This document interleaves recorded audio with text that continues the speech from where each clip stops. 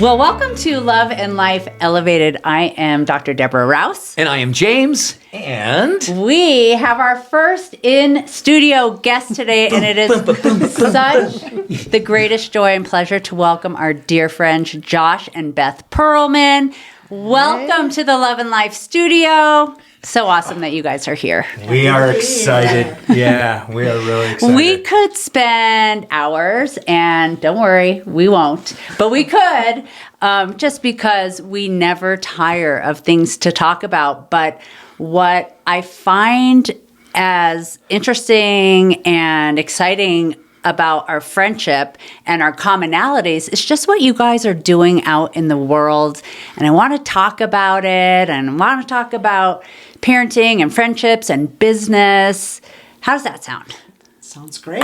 Great. Let's do it. So just a little background, so people are going, how do you know these people? Well, we actually met these people on a mountain bike ride nearly 20 years ago.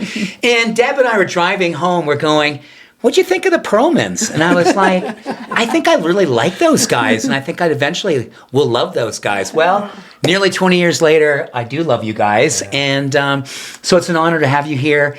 And to Deb's point, this is one of those wonderful conversations that I think everyone here is going to be interested in, because you two exemplify so much about what our podcast wants to be doing: teaching growth, teaching relationship, and teaching what it means to be someone who is value-centered, navigating a world right now that is asking a lot of us to align with each other and align with how we become a more beneficial presence on the planet. Thank you. So let's talk. Where should we start? Should we start with, why don't you just tell us like a little bit about yourselves, how long you've been together, where you met, and your origin story? Well, I'm Josh. I'm 56 years old. Welcome, Josh. Yeah, my beautiful wife, Beth. We've been married 27 years this month. Nice. We moved to Colorado 26 years ago for a job opportunity. I was in telecom. Beth was teaching. It's been an incredible journey. We have raised 2 kids here in Colorado. My roots are from Michigan. Beth's are from Illinois. We still have family there, but we love the mountains. We love the outdoors. We love the sunshine, and that's really what has brought us to Colorado and together. The people who are drawn to that, too. Yeah. Yeah, for sure. Well, I love the origin story, and it's interesting how then you've pivoted. Like, a job brought you here, you were teaching, you're raising kids, and then you pivoted. And I want to talk about that because it's scary to pivot when, like, you're employed, you're kind of doing the work, the grind. And finding balance with parenting in that model is one sort of effort, but then you became entrepreneurs. So how did that happen at the same time for you? How did you decide as a couple that was like a great move? I want to hear all about it. Was it scary? Yeah, did one of you kind of make the leap while the other person was kind of keeping things together while the other person could go out? Or did you guys both go, you know what, it's time for us both to pursue our entrepreneurial inklings? Yeah, great question, Beth. Why don't you take that?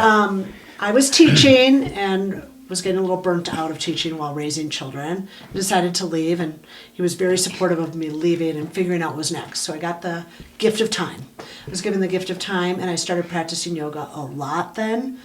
And I decided to do teacher training to delve deeper, but not as a business.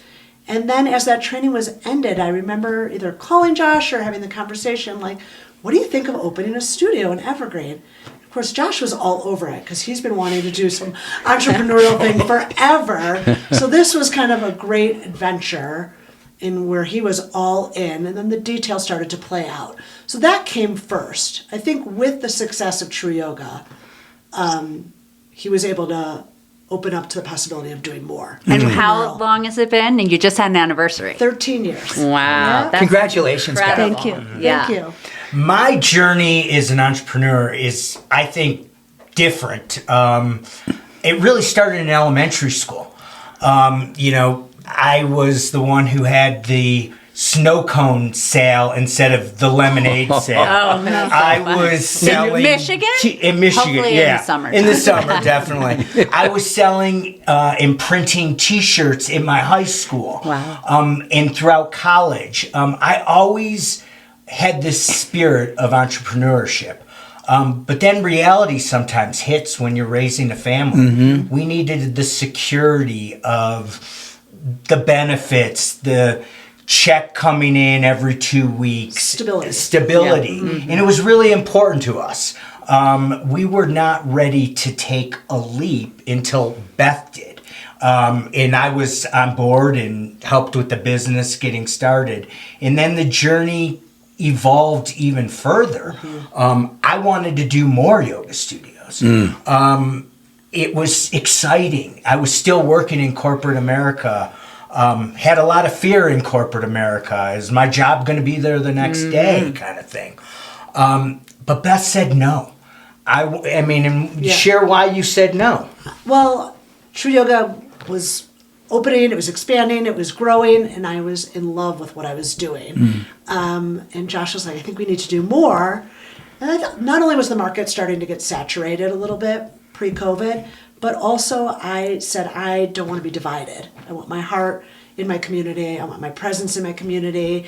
I didn't want the last minute call having to be somewhere else, which would be down the hill most likely. I just didn't want to be divided. And so I wanted my full attention where my heart was. And he understood that. That was very supportive. But it was also my time to go figure out what I wanted. Right. Well, one of the things, Beth, that you do, and I wasn't planning on asking this question, but just so how eloquently you just shared that, I think for a lot of entrepreneurs, once we start something, we're always told, scale. You know, how are you going to scale? Are you going to make 3 more or make 6 more? Because that always seems to be the thing. But I so love and appreciate the courage that said, I'm not dividing myself. I'm going all in, and my heart is going to be all in on this one place where this community is happening. That takes courage. Thank you. And I still feel that way. I love being there every day, and I love that I don't have to be divided. I have that gift. So it's great. I think that also, it reminds me of something. One of the things that we have in common is our kids choosing Bozeman, and now all of us having adult children, and you're still in that Montana area. It reminds me, there was a business there. I'm not sure if it was there when your oldest moved to Bozeman, but it was called Sola. Our oldest daughter worked there. I love this place. It was a cafe. It was a one. It was just the one place. Right? It was one. It was fantastic, healthy, like cool, all the above. And then they expanded, and they had one in Big Sky, and then they sold, right? And it didn't work at all. Once they diluted that presence on that corner in Bozeman, and they're like trying to spread, everything suffered, all the quality. And I know, like, one thing that's amazing is the quality of instructors and the loyalty that you maintain at the studio and your presence in the community. Like, people feel safe there, they feel seen, and I kind of love that you have stuck to that. And I think it shows in, the success that you've experienced. Thank you. So, Josh, how long before you decided it was time? I'm sorry. Sorry, everybody. I'm just kidding. These are our friends. It's like hanging out in their living room. Before you decided, okay, so Beth, you've got your thing. You're totally psyched for your one place. Before you decided it was time. It was a life event. My father passed away.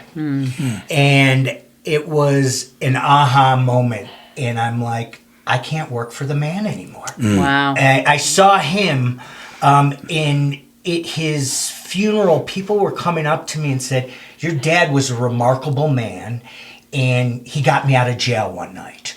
Or he was an entrepreneur. He worked in a family business that I chose not to go into. And I said, what's my legacy going to be? And I want to have an impact. And I wasn't going to do it with where I was at. Took a little bit of sabbatical and realized that, a lot of entrepreneurs think they have to have this huge idea, and they don't. That's like, That should hit. Right? A lot of us are like, Right, we're all thinking, where's the blue ocean? I gotta go. Yeah, right? Yeah. I've got to come up with something no one else has thought of, and I want to hear more. Yeah, and for me, it was a franchise opportunity. Oh, awesome. Give me the playbook. And at first it was my friend had he's a franchisor, underperforming restaurant in Denver. He's like, go buy it and figure it out kind of thing. And it was an incredible experience for me because somebody basically handed me the playbook. I just made it that much better. Awesome. And made it successful. And I wanted to do something bigger and better. And we'll get into that. What I was going to say is Josh always said, I'm not an idea guy, but I am a fantastic executor. Which is that's true. so great. He's such an executor. Oh my gosh, have we said the same thing? We're like, we have all the ideas, but we don't have the business acumen, but you do. Yeah, now, He does. You know? He does. And then I wanted to do something bigger. That wasn't, enough kind of thing. Yeah. Sold the business. And I was looking at other opportunities. A friend of mine owned swim schools. Wow. And said, give it a shot. Well, it's not easy to give it a shot. You have to make a major financial investment, Right. which we did. But I wanted to find an industry similar to what we have at True Yoga where customers are happy. They walk out of yoga class, they're smiling. This was kind of my litmus test. And the business that I wanted was children to walk out of a class and they're smiling. Now, we have plenty of kids who it takes 4, 6, 8 weeks who are crying, but when you see that joy happening, and I'm not a swimmer. I got into this business, everybody's like, you're not a swimmer. One thing, it brings so much joy to people's lives in the activity that you can do with it. Beth and I were fortunate, went to summer camp. I learned to water ski, sail, windsurf, and all these joys that I've taken throughout life with my kids, now scuba diving, started with swimming. And it just kind of organically happened. And it's fun. It's a really fun adventure. And again, it's a franchise, but they gave me a playbook and let me execute it and let's make it better. Let's get alternative ways of doing things. And that's kind of where I ended up. And it's the best job I've ever had. I love that so much. I feel like you're both in the joy business and also in the confidence building business because both of these between yoga, swimming, they're confidence building. It builds mental health. It builds cognition, memory in adults and children, whether you're swimming or doing yoga. And certainly I don't know if you guys know that I took adult swim lessons when I did not know decided that. to, venture out into triathlon. Like, sure, I was a strong biker, average runner, and I grew up with a swimming pool in Southern California, but, I could do things like hold my breath under the water and do laps, but I didn't have the confidence for open water swims, the lakes, the ocean. I mean, that was terrifying. And, but I think it definitely, I always say swimmers are the best triathletes. Like they're just the strongest. And I think part of it is they have the mental wherewithal to know, like, if I get through, I know I can get through the swim.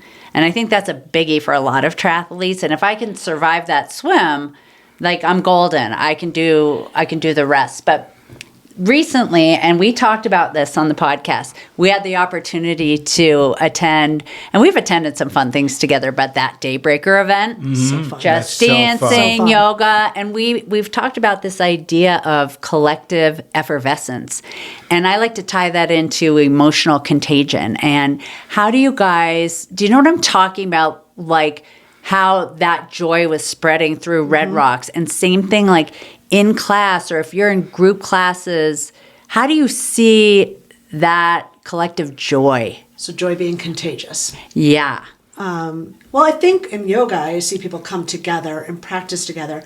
But not only are they moving and breathing together, before class and after class, there's a connection that happens. They're doing something together. It's intentional. It's slowing down together. It's using breath. We all go through our days, we're breathing, but you don't necessarily pay attention to it. So there's this connection that happens that, of course, creates space and joy because you've slowed down. Yeah. And you've paused and you've taken it in. So... I have a question going to how we've seen in our relationship, both entrepreneurs as well, what you guys have done. You were together, school teacher, corporate person. You move into entrepreneurial activity, and you're married throughout this whole time. You're having kids, you're raising kids. How has this changed, or how did it change your relationship as pre-entrepreneur versus entrepreneur? Did you have to change any ways in which you guys dated each other, how you communicated, any ways in which you kind of created more bandwidth and space for each other, because you're both all in your individual businesses, and it takes a different level of tolerance and openness to kind of say, I know you got to do this because I'm doing the same thing, but I don't want to lose our connection. Was there any kind of world that you guys had to navigate in that space? Yeah, and it's a great question. Raising kids alongside of this, we had to wait till our children were, I was thinking about this, in late middle school, early high school, before I stepped out. Yeah. I was still working in a corporate role, and it's very consuming, the entrepreneurial side. And we had to make sure that, of course, children came first and balance that. And the stress that comes with it. We needed outlets to get rid of that stress with what was happening. But it's really remarkable. I saw a side of Beth when we were taking these different ventures that I didn't know existed. She has an incredible business sense and a drive for business that I would have never seen if she had continued teaching. And I found that really sexy. Yeah. I was just feeling that was sexy. Is that weird? I was going, that's really sexy. And I'm sure Beth found things about me. Yeah. Yep, I did. Yeah. Well, his attention to detail and his his ability to execute and have a plan and move forward with it was very attractive, and it was connecting for us. I think mostly, of course, there were highs and lows, but mostly I think it expanded our relationship. Wouldn't you say? Definitely. I mean, I don't think our relationship would be as solid as it is today without the ups and downs of working together. Yes. We really enjoy working together. I know some people like, oh, that's too much as a couple. For us, we thrive in that arena. Like, we would do it again if the right opportunity came. Like, how involved are each of you in, even though, like, we think of, when I say we, I mean, like, the community. I think of True Yoga. We think of Beth. When we think of your swim school, I think of Josh. Like, how much are you each involved in each other's business? Early on, intimately, every day involved. Both of you in both of us. Yes. Like, I was helping, mechanical, insurance, getting things set up. Check-ins. I was there, 7 a.m. to do that as well. But as the business evolved, this is hers. It's her identity. Swimming is my identity. Wouldn't you say you were very involved? I was at the beginning. I was much more present there, physically. I remember the grand opening. Way back when. Like, that was very exciting. Yeah, and Beth was a part of I would say the first year much more than trainings Yeah. So, this is a question that I think Deb and I really understand intimately, and I'm sure you two have really great thoughts on this. And this can be something it's really helpful to know. Do you guys create boundaries, moratorium? We don't talk about business at certain times because it can find a way to get into everything, right? We sit down for dinner, we talk about this, and it doesn't stop. Or have you guys created some kind of world where this is where we don't do that? Or is it just because you're so passionate and it works, that business is just life and it just works? Yeah, I think it's more organic. I think Okay. it just works. I mean, I think we naturally have boundaries around it. It's part of our conversation because it's part of how was your day, Yeah. right? Yeah. Right. But it is part of connecting over maybe him helping me with a situation or vice versa. But I don't feel like it consumes us. And maybe it did more at the beginning, where it was more of a conversation. We may have needed more boundaries back then. But now I feel like we have good balance. I really do. Do you? Yeah, I think we have great balance. Yeah. There are times I don't want to talk about business, and I think she realizes that. Yes. And stops asking, and vice versa. Right. You need to check out sometimes. I mean, Yeah. not just mentally from the day, and hopefully we still have that connection where I'm not fully checked out, but that also happens sometimes too. Yeah, that is emotional intelligence, Yeah. honestly, Right. Yeah. because we have very much the same thing because we work apart but together. And there's projects that James works on that I do not work on. And, a couple years ago, they were really dragging him down. And he did not like talking about it, but I wanted to sort of be supportive. But anything it was but like, business, please. Yeah, right. Yeah. Yeah. But that brings me to another sort of topic segue, and that is the businesses are growing. They're doing great. You guys are connecting. You're working on the business together. How do you focus? I think it's really important in relationships to have separate time when you're working on yourself, time where like you're not together 24/7, because that's a lot for people who've been together as long as we all have. And so like, what is your go-to? And if I can put one of you in the hot seat, Josh, you set this like really cool goal last year, and I know you kept it to yourself, pretty quiet, but we were lucky enough that you shared it with us, and we were with you on the day that you accomplished this goal. It was so cool. But I want you to talk about it and what it did for you, because I think people are really interested in this type of personal growth. I know, I cried. Yeah, I'm gonna cry. Shocker. James, we do a lot of that together. I was struggling. And finding a routine as an entrepreneur. Sometimes you do. It's lonely. I realized I needed some structure, and I'm like just out. So I want to share this. That's so weird. Well, a great story. Beth, you were going about doing your yoga teacher training and doing all this stuff and just kind of didn't bring a lot of attention to yourself. And then I remember when Josh goes, hey, we're doing a grand opening of my SafeSplash. And we're like, Deb and I are like, yeah, we'll go. Driving down, like, we have no idea what to expect. We drive into this shopping plaza.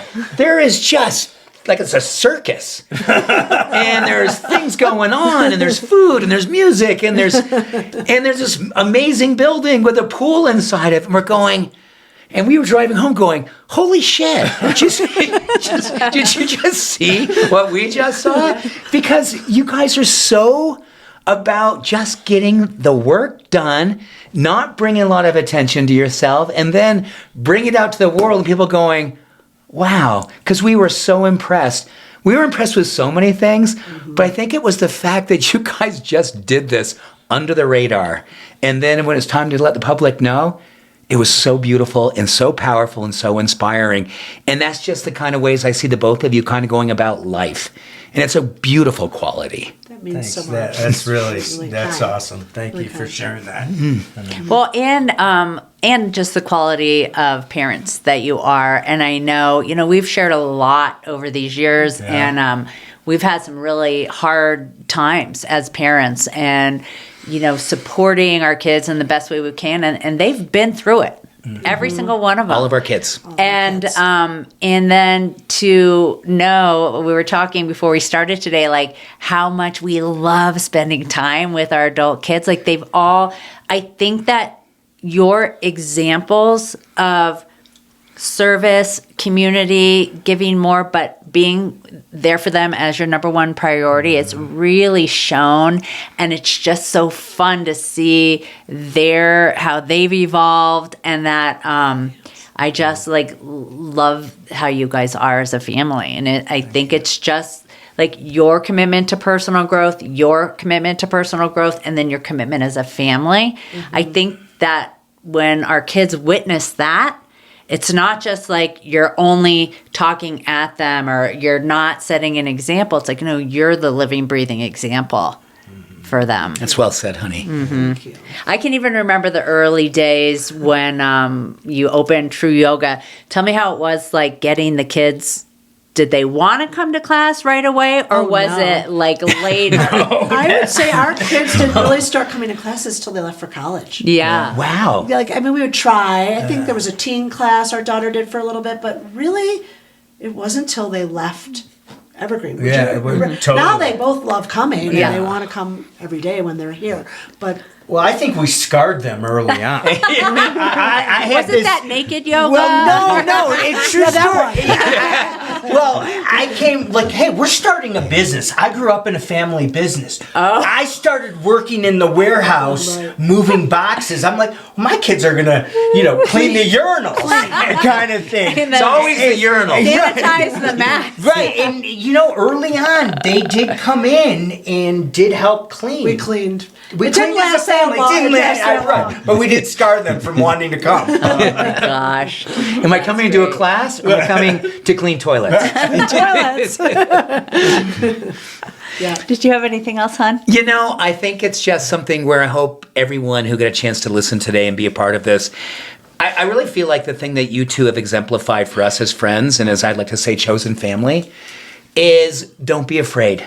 Mm-hmm. Don't be afraid. And that is something I feel like we often think when we're going to start something amazing, we got to have everything buttoned up just right. We got to know everything before we begin. We got to know enough. And then, Beth, I'm going to use this over and over again. I'm going to let faith be my primary driver. Because faith will drive the need to learn, the desire to be committed, all those things. Mm-hmm. And I feel like in a time where the world isn't necessarily kind to doing things that are unpredictable, that are innately challenging, we are searching for safety and predictability. Mm-hmm. But there's something about being in a relationship and having something that you know in your heart you need to do. Mm-hmm. I always come back to Abraham Maslow's quote, what I can be, I must be. Mm. And I love that so much for you exemplify that. You went through these different iterations, and what you ultimately continue to do, you're answering something inside of you that says, I need to do this. Mm-hmm. And I'm going to figure it out. And I'm going to have faith, and I'm going to pursue it, and I'm going to make sure that I don't disappoint the universe. I'm not going to disappoint myself. Mm-hmm. That is something that our world needs to see examples right now. We need to see examples of that level of openness to trusting ourselves and not giving our power away to what's going on around us. Mm-hmm. So we can invest in the most important things. We can transcend environments, and we can create anything we want to create as long as we have the right support with each other, mm-hmm. within ourselves. It will come to life. Yeah, absolutely. I love it. Anything else you guys want to say? I mean, we've worked hard. There's been ups and downs. Mm-hmm. There's challenges along the way. I think the one thing that Beth and I have learned over the last couple years is to pause. Mm-hmm. Ooh. We have to remind ourselves of that, and take a deep breath. You don't need to rush into the next thing like a lot of times we have. And also to be content also with what we have. Mm-hmm. To give grace to be content. Yeah. I mean, we have a beautiful family, as you've highlighted. Thank you. We're very, proud of our children, and there are legacy, and we want to make sure that they have the skills to, and hopefully we have shown them some of that. Yeah, that is such a beautiful word. I love the word legacy, that you use that, because it's also like the legacy you're leaving in community. Mm-hmm. Like you're leaving an imprint on community and in your kids, and on each person that like comes into your establishment. Yes. Yes. And then how they carry that on. It's like truly emotional contagion, I would say. Thank you. That's beautiful. So I have a feeling we'll be doing this again, because Part two? Part two, maybe part three. Thank you for making time for us. Yes. And thank you both for being examples for us as a couple. And thank you for being examples for our community and letting us get a chance to see what it looks like, because we want to see what it looks like. And you guys are beautiful examples of what it is that we love to see what it looks like. So we love you both. Yeah, we love you. I mean, the Rouses are top notch.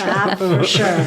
And we'll put links to Beth and Josh's businesses if you want to learn more about the businesses or reach out to them. That'll be in the links.